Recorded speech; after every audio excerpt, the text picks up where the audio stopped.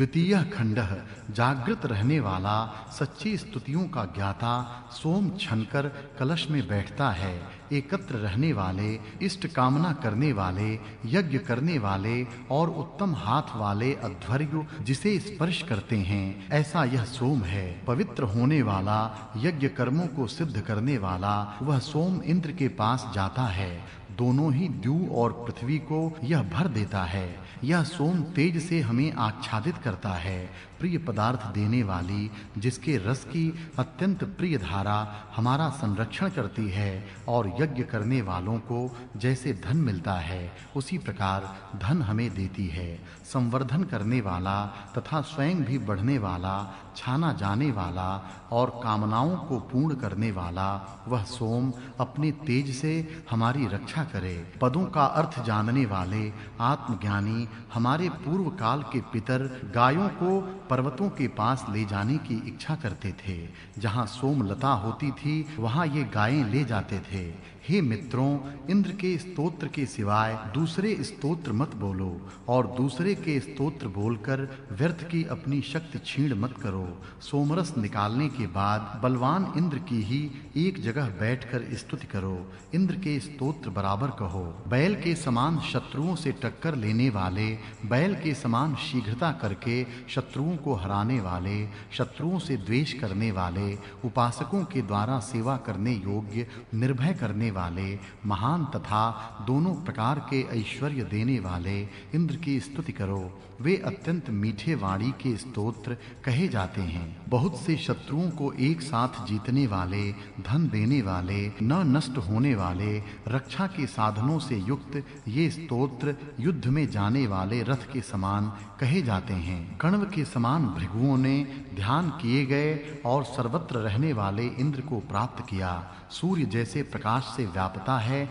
उसी प्रकार उसने उन्हें देखा। प्रेम से यज्ञ करने वाले ऋत्विजों के समान इंद्र का महत्व प्रकट करते हुए वे स्तोत्र पाठ करने लगे। हे सोम, उत्तम प्रकार से अन्न देने के लिए तू आगे जा। साहस करने वाला वीर जिस प्रकार वृत्र जैसे बलशाली शत्रुओं को चढ़ता चला जाता है, वैसे ही तू शत्रुओं पर आक्रमण कर। हमारे ऋण दूर करने वाला तू शत्रुओं को मारने के लिए आगे जाता है। हे सोम, जल धारण करने वाले अंतरिक्ष में अपनी शक्ति से तूने सूर्य को उत्पन्न किया। स्तुति करने वालों को गाय देने की बुद्धि से तू प्रगति वाला हुआ है। हे सोम, महान आर्य राज्य में तेरे अनुकूल होकर ही हम आनंद से रहते हैं। हे सोम, तू बल से होने वाले कार्य में जाता है। हे सोम, तू मधुर होकर मित्र, पूषा, भग और इंद्र की ओर जाने के लिए आगे जा। हे सोम, तेजस्वी और स्वर्ग में उत्पन्न हुआ, पीने के योग्य तू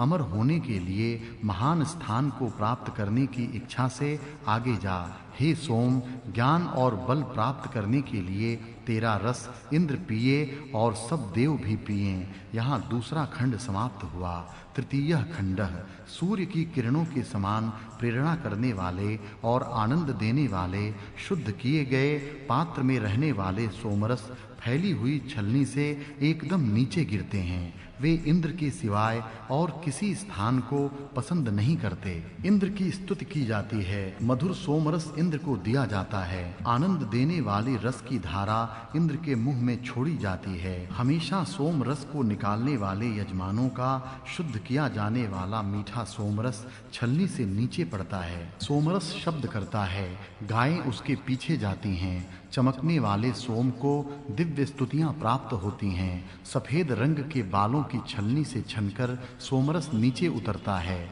कवच के समान साफ पदार्थों को यह सोम अपने ऊपर ओढ़ता है। हे ऋत्विजों, तुम प्रशंसित और दूर से दिखने वाले, गृह के रक्षक और अगम्य हाथों के द्वारा जलाए जाने वाले अग्नि को अरणियों से अंगुलियों द्वारा उत्पन्न करो। जो घर में हवियों द्वारा प्रज्वलित करने योग्य है, ऐसे हमेशा रहने वाले उस दर्शनीय अग्नि को कहीं से भी लाकर अपने रक्षण के लिए स्तुति करने वालों ने यज्ञशाला में स्थापित किया। हे बलवान अग्नि, पूर्ण रीति से प्रज्वलित हुआ तू बड़ी-बड़ी ज्वालाओं से हमारे लिए हमारे आगे आह्वनीय स्थान में प्रदीप्त हो। अच्छी तरह जल बहुत सी हवियां तेरे पास जाती हैं। यह सूर्य नित्य गति वाला होकर अपने व्यापक तेज से उदयाचल पर जाता है। बाद में वह पूर्व दिशा में भूमि माता के ऊपर आकर अपने द्युलोक रूपी पिता को शीघ्र प्राप्त करता है। द्युलोक और पृथ्वी के बीच में इसका प्रकाश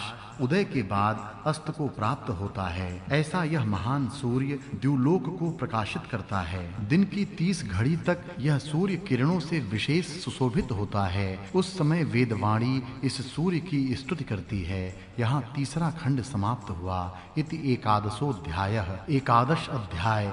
इस 11वें अध्याय में कुछ देवताओं के बाद सोम का गुणगान है, इसलिए प्रथम हम अन्य देवताओं का वर्णन देखेंगे। सर्वप्रथम इंद्र का स्थान है। इंद्र वज्रधारी पहाड़ी किले में रहने वाला, सबकी अपेक्षा बड़ा, लोगों का शासक, लोगों का राज्य करने वाला, बलवान, सामर्थ्य युक्त, शत्रु सैन्य को हराने वाला, शत्रुओं से द्वेष करने वाला, सेवा करने के योग्य, लोगों को निर्भय करने वाला, महान, बड़ा, दोनों प्रकार के ऐश्वर्य देने वाला, भौतिक और आध्यात्मिक ऐश्वर्य देने वाला, शत्रुओं को टक्कर देने वाला। इस प्रकार इंद्र के गुण इस अध्याय में हैं। अब उसके लिए और भी जो कुछ कहा है उसे देखें। हे इंद्र, सोमरस तुम्हें आनंद देवे। हे वज्रधारी इंद्र, हमें धन दे। ज्ञान से द्वेष करने वालों का नाश कर।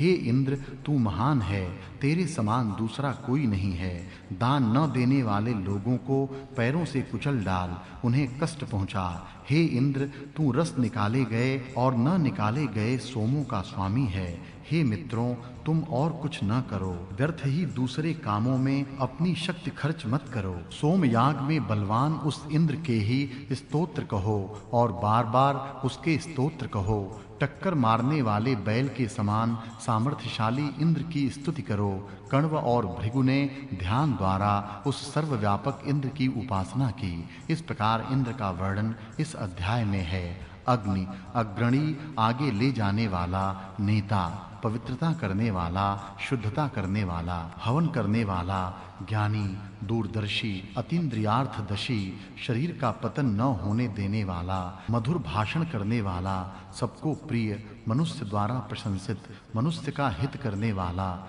हवन करने वाला, बुलाने वाला, प्रशंसित, स्तुत्य, दूर से दिखने वाला, गृहस्थ, घर का स्वामी, प्रगतिशील, गति करने वाला, अत्यंत दर्शनीय, तरुण, नौजवान। इन गुण वर्णनों के अलावा और भी वर्णन इस अध्याय में हैं। हे अग्नि, देवों को बुला ला, यजन कर। उत्तम सुखदायक रथ में देवों को यहाँ बुलाकर ला। शरीर ही सुखदायक रथ है। जितने देव विश्व में हैं वे सभी देव अंश रूप से इस देह में हैं। अग्नि अर्थात उष्णता के रहने तक सब देवों का निवास इस शरीर में होता है। देह के ठंडे होने पर सब देव शरीर छोड़ जाते हैं। तब अत्यंत सुखदायक रथ से देवों को यहाँ ला। इसका अर्थ है कि शरीर रूपी रथ से ला। यह अग्नि प्रत्येक स्थान में बल बढ़ाने वाला होकर हमेशा रहता है। संरक्षण के लिए इसे वसुदेव प्रत्येक स्थान में रखते हैं। अग्नि के रहने तक ही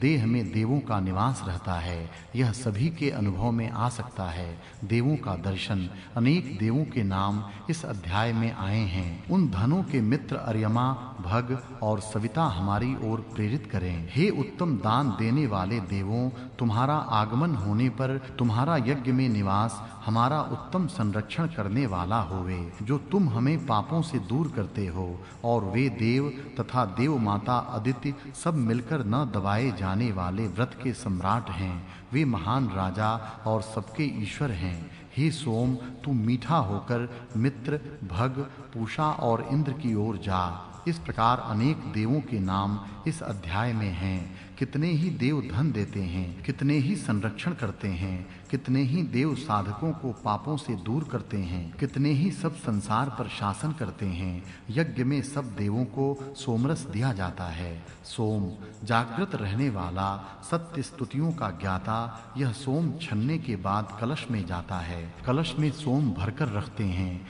यह सोम जागता रहता है, अर्थात इसके पीने के बाद इतना उत्साह बढ़ता है कि पीने वाले को आलस्य नहीं आता। अन्न दान करने के लिए तू आगे हो। सोमरस एक अन्न है, उसे पीने के लिए देना एक प्रकार से अन्नदान ही है। साहस करने वाला वीर शत्रुओं पर चढ़ता चला जाता है, उसी प्रकार द्वेष करते रहने वाले शत्रुओं को मारने के लिए आगे जाता है। सोमरस पीकर उत्साहित हुए वीर शत्रुओं पर चढ़ते चले जाते हैं। हे सोम, महान आर्य राज्यों में हम संगठित रूप से आनंदित होकर रहें। हे सोम, तू तेजस्वी, बलवान और स्वर्ग में उत्पन्न हुआ अमृत रूपी रस है। ऐसा तू अमर होने के लिए तथा बड़े-बड़े निवास स्थान पर प्राप्त करने के लिए आगे होकर प्रगति कर।